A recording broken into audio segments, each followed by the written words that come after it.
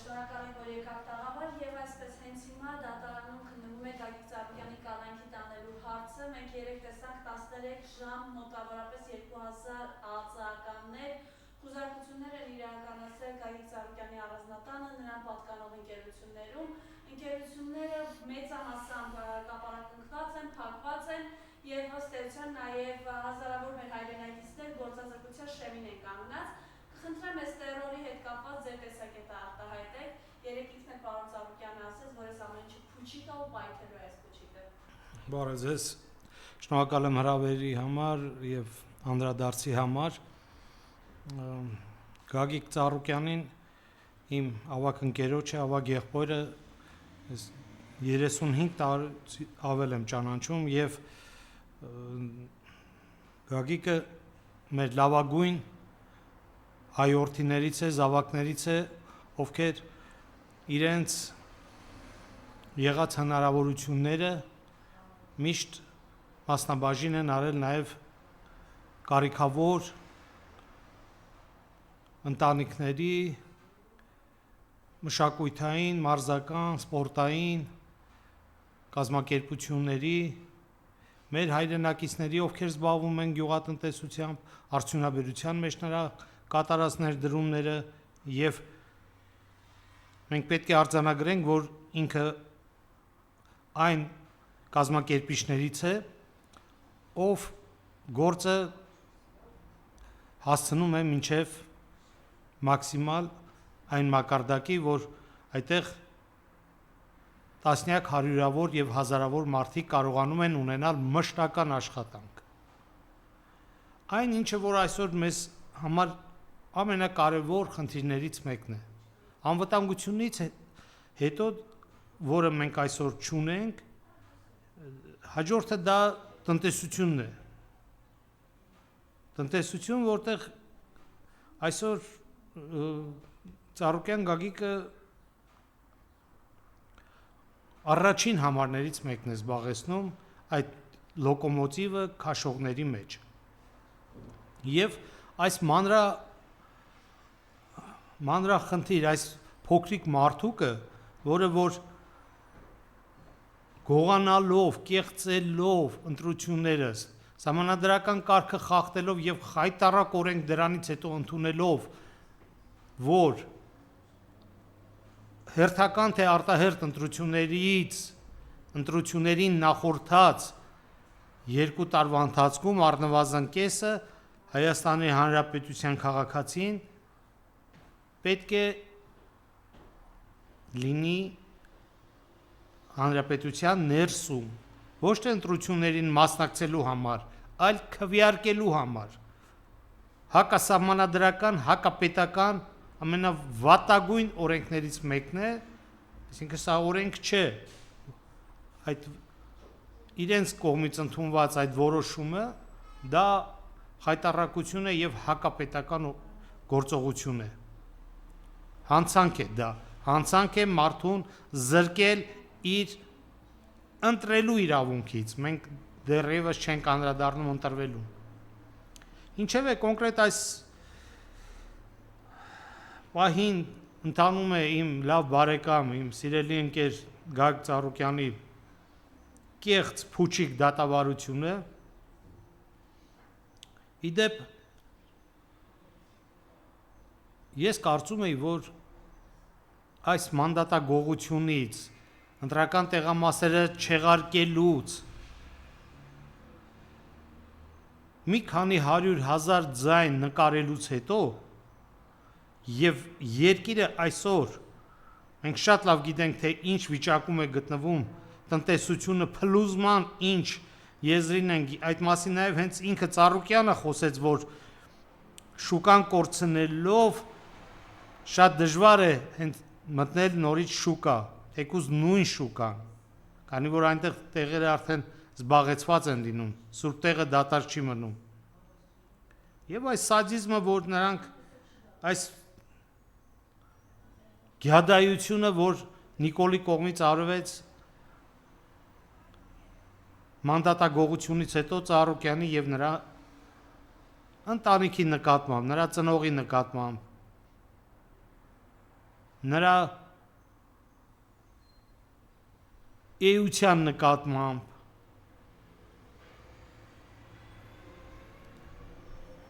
մտնել ամենավերջի այլանդակությունները անել իհարկե Նիկոլին ճանաչողները ավելին չէին սպասի, դա իր ձևն է, իր ձեռագիրն է, իր ոճն է, բայց դու եկել ես իշխանության, քեզ բերել են իշխանության եւ ամեն անգամ արհավիկներ, աղետներ բերելով մեր երկրի, մեր ժողովրդի գլխին բռնազավթել ես իշխանությունը Այսօր ինչ որ քայլ անելու փոխարեն այս խայտարակ ընտրություններից հետո որ կարևորագույն պետությունները քեզ չեն ճանաչելու քո լեգիտիմությունը չեն ճանաչելու Չեմ կասկածում որ փորձ ես արել ԲՀԿ-ի մանդատները չգողանալու համար առաջարկություն կոալիցիա կազմելու եւ Ծառուկյանի կողմից մերժում է ստացել ինչը որ քեզ հասցրել է այս աստիճանի պանիկայի, ստրեսի եւ գժական գնալու քո ձևերին բայց Ծառուկյանին մենք միայն պետք է կամենանք, ցանկանանք, դիմենք Աստծուն, աղոթք անենք, առողջություն լինի մեր եղբորը իսկ քեզ ինչ կամենանք, ինչ ցանկանանք Դուք պետք է գոյություն չունենաք, դուք ոչ մի բան եք, ոչ ոք եք դուք Ձեզ հիշելու որևէ առիթ չեք թողնել Ես ինչու անդրադարձա որ գուցե այս անգամ դու ինչ որ համերաշխության ինչի կարիքը խիստ կա այսօր հասարակական համերաշխության նստել, հրավիրել Նրանց ովքեր անցել են ազգային ժողով եւ նրանց ովքեր չեն անցել կամ չթողեցիք որ անցնեն Ձերք մեկնեիք Միասնականության համերաշխության գաղափարը առաջ քաշեիք եւ բոլորս միասին լծվեինք, տեսնեինք ինչ են կանում այս ծայրահեղ ծանր վիճակից դուրս գալուց հետո դուք հիմա ուզում եք ինչ որ գումար շորթեք Եվրոմիությունից այս կրիզիսը ինչ որ ձևով մեղմելու համար, բա հետո դուք էլ չեք լինելու, հետո այդ 50 միլիոն տվողն էլ չի լինելու,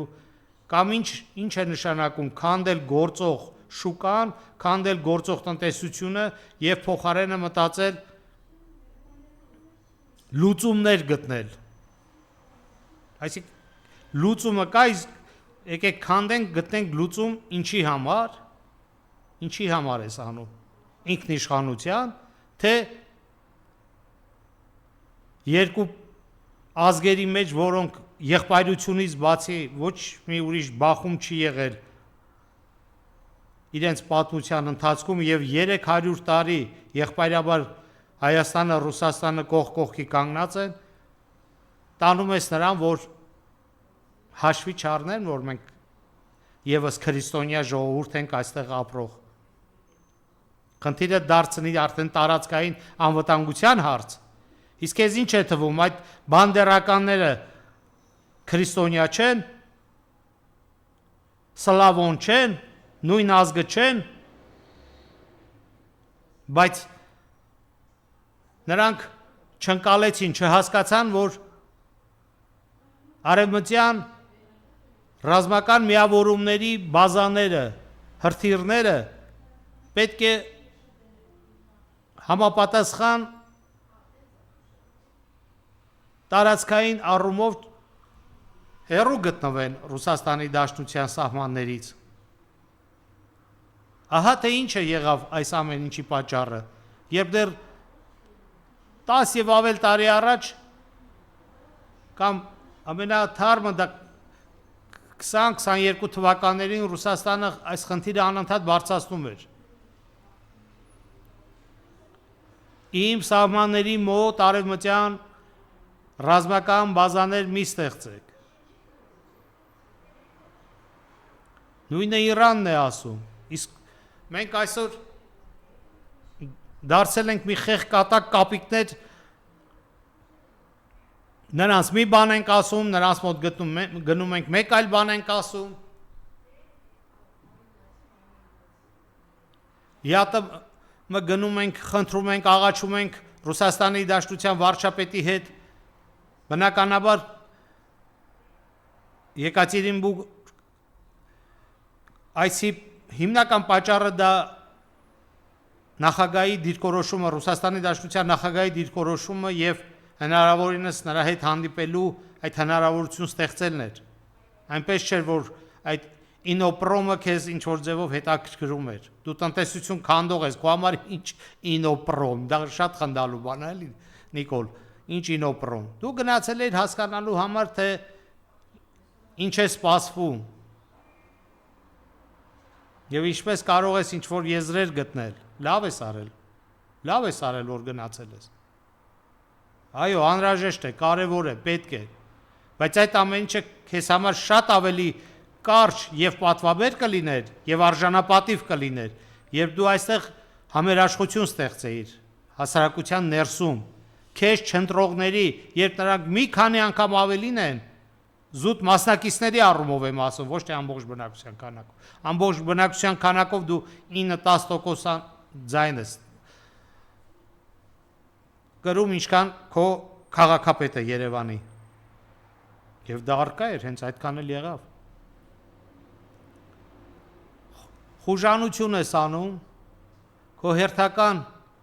չարությունն ես անում, որովհետև եղել ես միշտ չար նախանձ, եւ եթե Ծառուկյանի վրա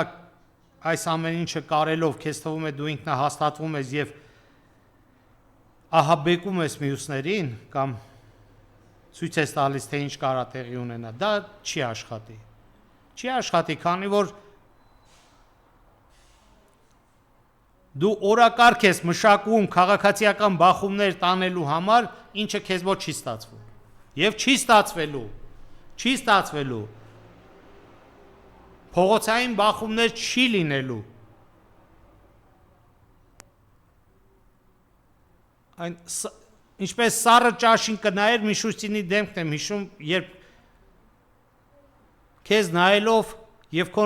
կատարած հայտարարությունները, քո Եվրո այդ միության այստեղ այդ համաժողովի անցկացումը, քո ընդունած օրենքները Եվրոմիություն գնալու այդ կեղծ օրակարգերը, մարդը նայում էր քո վրա եւ մտածում էր, որ ինչքան կարելի է լինել ոչ մի բան, ինչքան կարելի է լինել փալաս, որը պատրաստ է լինելու բոլորի փալասը։ Փալասի վրա միայն կոշիկներն են սրբում։ Դու երկիրը հասցրել ես այդ կարգավիճակին։ Երբ եղբայրական պետությունները, երկրները արդեն անտարբեր են հայ ժողովրդի ճակատագրով, հայ ժողովրդի անվտանգությունով, հայ ժողովրդի բարեկեցությունով։ Իսկ քո օրերը վարչապետ լինելու հաշված է։ Դադարիր այս խուժանությունները, որ անում ես։ Պայմանավորվիր քաղաքական ուժերի հետ նոր արտահերթ ընտրությունների։ Գիտեմ, քեզ տարի ու կես դեռ հարկավոր է, ժամանակ է պետք։ Կարող ես ինչ-որ շանսեր օգտագործել, Երևանի արտահերթ ընտրություններ անցկացնել, ինչ-որ այլ քայլեր ևս անել։ Եվ հաջորդ ընտրություններին էլ դու չմասնակցես։ Երևի օրենքով էլ է արգելված, բայց ինչ օրենք, երբ օրենքը խախտում են հենց օրենքը պաշտպանողները։ Բոլորին սարքել ես հանցագործ։ Իջացրել ես այնպիսի ցածր մակարդակի, երբ կենթանիներին քնեցնում տեղափոխում եք, երբ իրենք տարիներ շարունակ այդտեղ ապրել են շատ լավ։ Հարյուրապատիկ լավ, քան դու պահում ես քո ժողովրդին։ Հարյուրապատիկ ապահով, քան դու պահում ես քո ժողովրդին։ Դուք մեռել տփողներ եք դարձել։ Դուք չուչելների հետ եք կռիվանում կենթանիների։ Դե եթե օծ խանձող, ինչ էիք ասում, Օծ խուզող։ Դե Ուրսուլան օծ չէ, ինչ տաս կխուզի, Ուրսուլային չուչելները կապում տանում եք։ Դա խայտարակություն է, հասկանում ես։ Լացելու աստիճանի խայտարակություն է, Նիկոլ։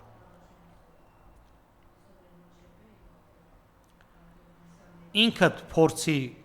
քո որոշումները կայացնես։ Եվ առաջին քայլը դա համերաշխությունն է, հասարակական համերաշխությունն է։ Շատ բան կախված է քեզանից։ Դու ունես ժամանակ դեռևս եւ արա այդ քայլերը։ Գագիկ Ծառուկյանին ցանկանում եմ քաջ առողջություն։ Ոգին բարձր է, ես դա գիտեմ, ես շատ անգամներ տարբեր միջավայրերում են եղել, լավ եմ ճանաչում։ Այնպես որ ինքը բանտումել է Գագիկ Ծառուկյան, բանտումել է արժանապատիվ, բանտից դուրս էլ։ Դուք մտածեք ձեր մասին։ Շնորհակալություն հրավերի համար։ Տեսնենք ինչ կլինի։ Կարծում եմ դատավորը ունի հստակ հրահան, քանի որ մեր երկրում չկա դատավոր, որ վարչապետի ասածը չանի, կամ տեսակետը չիրականացնի, չկիրառի, իսկ Եկատերինբուրգից չգիտեմ, թե ինչ նամյոկ ստացար, երատաման կա, թե չկա, բայց ոնց որ թե դրական նամյոկ էի ստացել, որ կա վերջի վերջո ԵԱՏՄ-ն, քանի որ դուք ասում էիր, որ մենք մեզ ԵԱՏՄ-ում ենք տեսնում եւ պետք է դեռ շատ ծրագրեր առաջ տանենք, զարգացնենք։ Լավ է, որ գոնե վերջում ըմբռնումով ես մոտենում հարցերին։ Շնորհակալ եմ։